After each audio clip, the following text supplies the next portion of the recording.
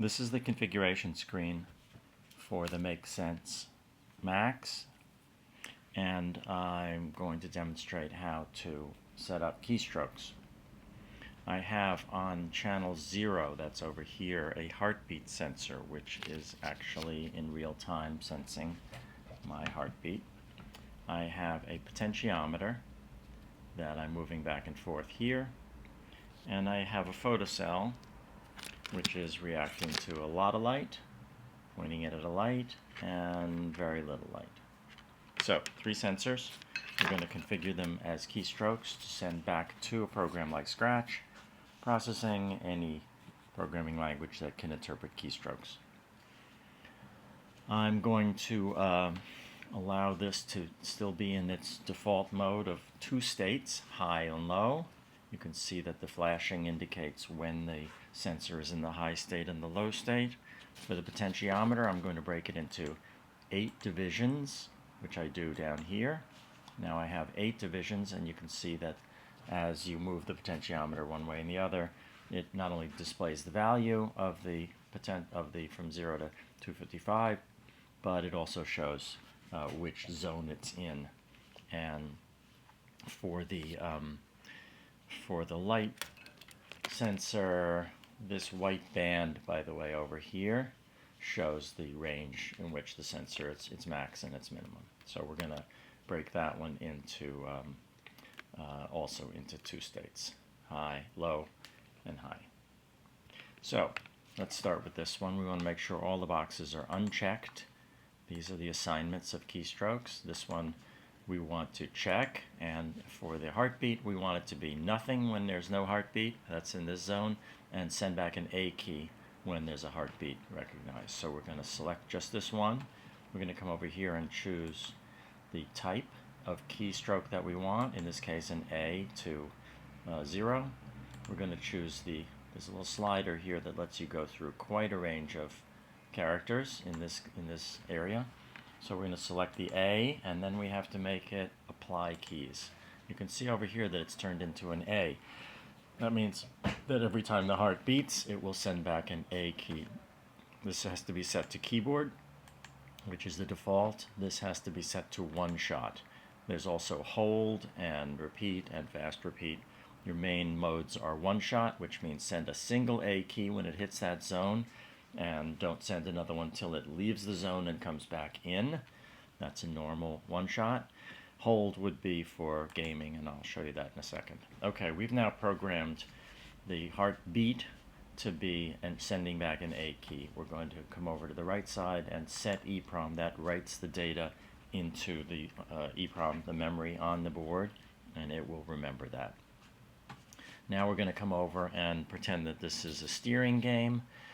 We're going to want this to be kind of turned to the right, and the 2 ones in the center to be 0. It's a steering wheel, so we want to be able to not turn right or left, but go straight.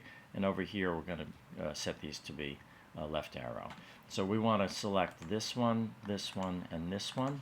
We want, in this case, a symbol and function. We're going to then choose, we're going to scroll down with this tiny scroll bar all the way down to right arrow, which is here. Apply keys. All of these, oops, we got extra here, we'll worry about that later. I made a mistake not unchecking this. I'm glad I did that because I can show you the problem that you might encounter. These, however, are set to right arrow. I'm going to uncheck them. I'm going to uncheck these 2. That was a mistake. And I'm going to keep this one checked and now go repair my mistake. This can happen. A, select, slide it up to the A key. Apply keys, and this is changed back to an A, and now to correct my mistake, uncheck it. So it's a little bit awkward, but there's a reason for it, and we really should have an override for that, which we'll put in next revision. Okay, now this is right arrow. That means when the steering wheel potentiometer is in this zone, it will be sending back right arrow keys. In this case, most of the gaming that you do will want a hold on that, as if you're holding down the right arrow. So the hold is what you would want for this type of simulation. The 2 ones in the middle, that's this zone, will be empty. That does not send back any keys. Now we want to program these 3 to be the left arrow. And I'm going to come in here and go back to symbols and function keys. I'll choose the keys that are representing the left arrow, that's here. Apply keys. So now we're in pretty good shape. We've got an A over here on that channel. That's for one purpose. Over here for a steering wheel, we've got left arrow and right arrow, which will send back under the hold mode. And now we have to correct what we did over here. This is the photo cell. You know, we might want it to be, when we cover it up, say we have a fairly bright situation, and we cover it up, the photo cell, and it does something, we'll send back a B key. So this is kind of inverted. We want this to be empty. These are, I have to make sure to turn these off, otherwise they'll get reprogrammed. You have to be a little careful about that. And I'm going to try to empty this one, and no key is what I want to choose. Apply keys. This comes back now to empty. That is the way you do that. Uncheck this. I think I said this was the one I wanted to be a B key, so instead of right arrow, we're going to choose, that was a mistake, we're going to choose, slide this back up, this teeny tiny slider, we're going to choose the B key. Everything else is unchecked except for this one, so I can apply keys, and now we're in good shape. I'm going to then set EEPROM. That means I'm saving the data from here to the board. It will remember it until it's overwritten at some other point. This one I have set as a one-shot. That's down here, and that's probably what we want. So now what we have is cover up the photo cell. It'll send a B key back, a single B key. It won't send another one until it reaches the threshold in the ambient light, and then we do it again. So that would be B, nothing, nothing, nothing, nothing, B, single B key, nothing, nothing. Same with the earlobe. A, nothing, A, just a single A key. In this case, with the steering wheel, this will send continuously back right arrow keys, as if you're holding down the key. Nothing in the middle of the steering wheel when you're trying to go straight, and left arrow also on repeat, because this is marked as hold. Keyboard, keyboard, keyboard is normal. We also have a joystick emulation. Let's leave that for another video. So that's how I set up the keyboard. I'm now just perhaps, no, one more thing to note. The board itself has a tiny switch on it. The switch only has two modes, flashing and steady. In flashing, it's programmable through this interface, but it's not actually sending back keystrokes to the system. That's a good thing, because if you were writing code, it would be sending keystrokes into your code. So when you want to send back keystrokes, you have to push the button on the board to make the LED steady, and then it's in keystroke mode. Let's just take a quick look and see what we've got here. Right now, I think you can see this.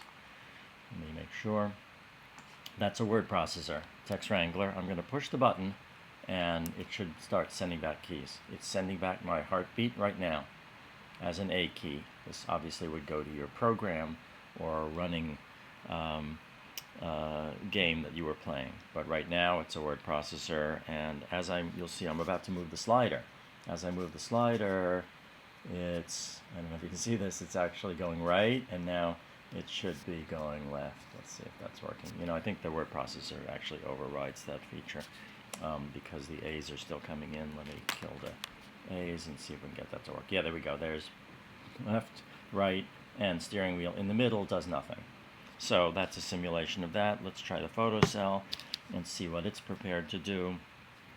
Photo cell is in the light, and now it's in the dark, and it seems to be sending back the B key that we told it. So light, nothing, dark, a single B.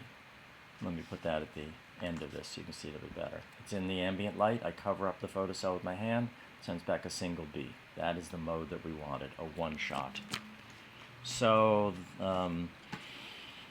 that will work. If you look at some of the samples we have in Scratch, you can see the heartbeat sample. Don't save. You can see the heartbeat sample, and steering wheel games, driving games, and other types of things that you can do. So I have programmed this board. I should uncheck this, and that's how it works. Thank you.